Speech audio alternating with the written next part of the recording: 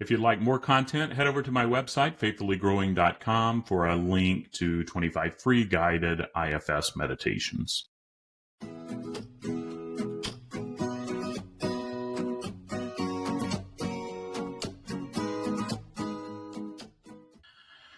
Welcome to another episode of IFS Meditations and Insights, a podcast exploring personal growth through the lens of internal family systems. I'm Tim Fortescue, your guide on this journey, an IFS trained practitioner dedicated to nurturing spiritual wholeness and healing. In this compassionate space, we delve into self-discovery, uncovering inner wisdom. When we embrace all parts of ourselves with love, we can better receive divine love and extend it to others. My hope is that what I discuss here will illuminate your path, bringing you inner peace and a deeper connection to the sacred. Together, we'll learn how IFS gently transforms our relationship with ourselves and the world. So let's settle in, open up our heart and mind, and let's dive into another episode.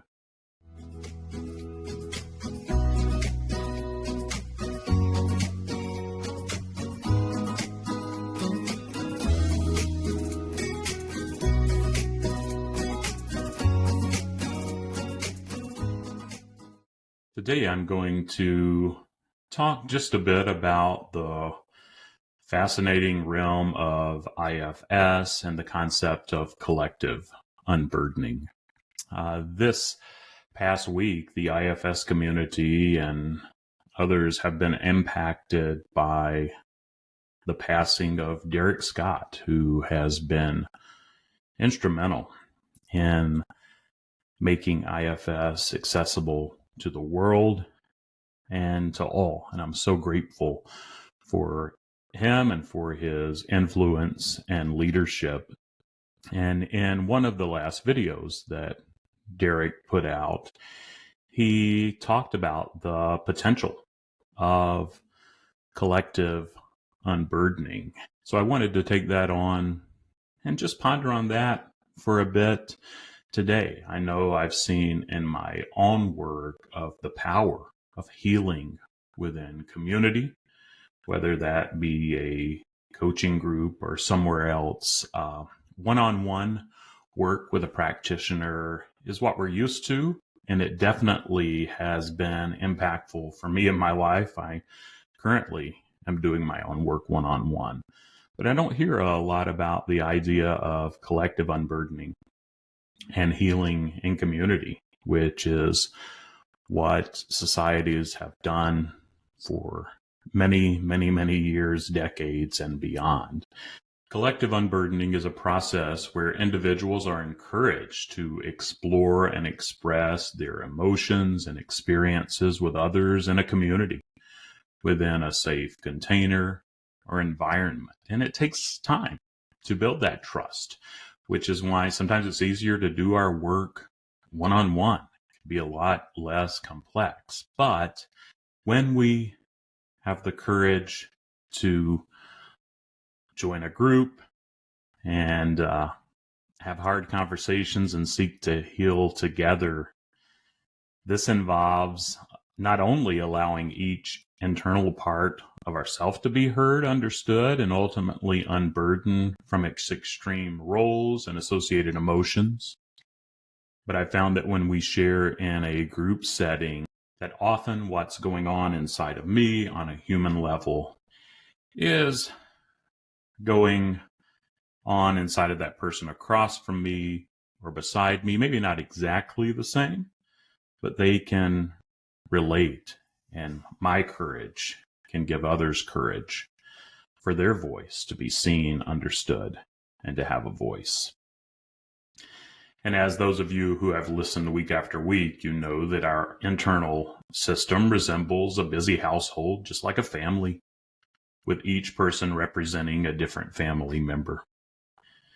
We may have a protective part that shields us from harm, a wounded part carrying past traumas, or even an exuberant inner child yearning for joy and playfulness. And in IFS, these parts are given a voice, just like those in my family are given a voice. And through collective unburdening, we can all release these burdens, heal, and integrate harmoniously within our world, in our families, and our community groups as we integrate our system in our inner psyche. So this is how collective unburdening can work in practice. And as I mentioned, I've heard it said that healing happens in community, but it can be more challenging than one-on-one work. But on the other side, the potential for growth is huge and exponential. And I've seen others grow faster in a group setting when folks have had the courage to be vulnerable once that trust is established and to share, and we grow together. So just like sitting in a one-on-one session guided by a skilled IFS practitioner in a group setting, we're encouraged to connect with each internal part, listening to the concerns, fears, and desires without judgment, and then hearing others and how their parts are responding. And as we speak for our parts, we realize that there are many, many parts in that healing circle, but we're bound at the core by our belovedness, our self, our humanity, and we're all in this together. And through guided introspection and dialogue in a collective setting, we began to understand the roles that our parts play, how they affect others, and the emotions that they carry, and the impact that has on the system of someone else, of our family, and in the world. And as the process unfolds and trust is earned and established, I found that I can become more open. And when I'm invited, I can express and release stronger and stronger emotions when I know that I'm not alone and that others are sharing many, if not all, of those same emotions. And this allows each part of me to unburden itself from the weight it carries. And the more that I unburden, others begin to unburden. And the beauty of the collective unburdening can be beautiful. This might involve acknowledging and processing past traumas, challenging or limiting beliefs, or simply offering compassion and understanding to wounded parts. And the beauty of collective unburdening lies in the transformative potential for me, for the greater world, and for you. By embracing and integrating all of ourselves, we can experience profound healing and liberation.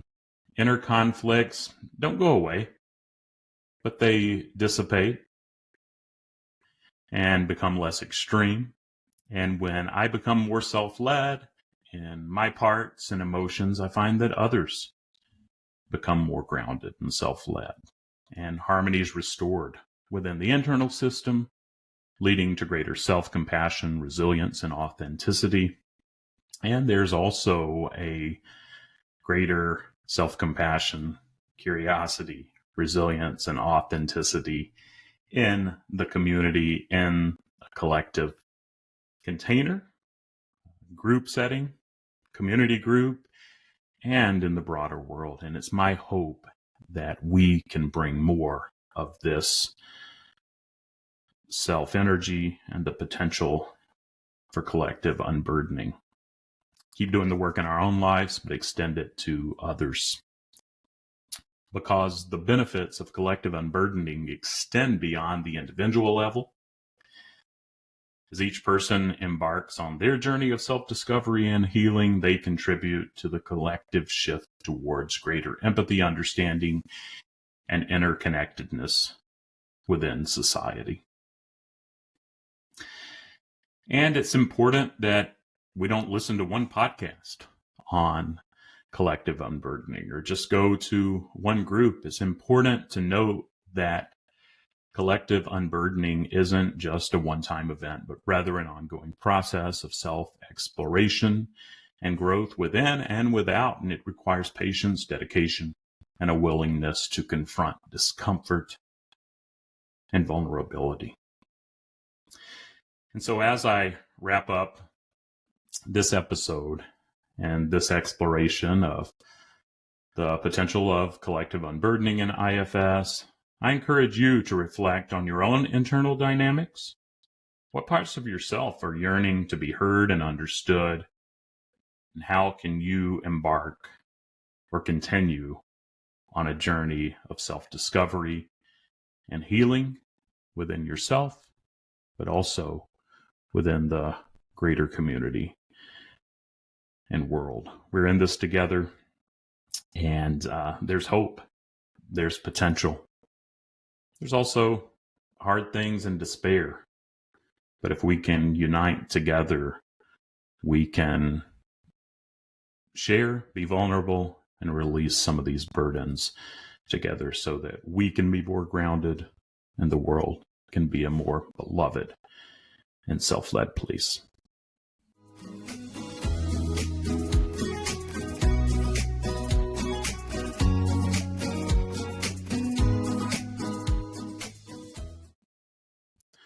Well, that wraps up another episode of IFS Meditations and Insights. I hope you found today's episode helpful. If you did, I'd really appreciate it if you'd share it with anyone else who might benefit. Additionally, please leave a positive review. This helps new listeners find the podcast. If you want more wisdom and meditations, head to my website, blog.faithfullygrowing.com. There you can find a categorized list of IFS meditations and insights, and it's completely free. Lastly, I'd love to hear your thoughts and feedback of the podcast. Feel free to reach out anytime by emailing me at tim@faithfullygrowing.com. Thanks again for listening and for being a part of this community. Remember to approach yourself and others with compassion. We're all doing the best we can with the tools we have. I look forward to our next time together. Until then, take good care of yourself, stay curious if you can, and try to welcome all the parts that you encounter on your journey.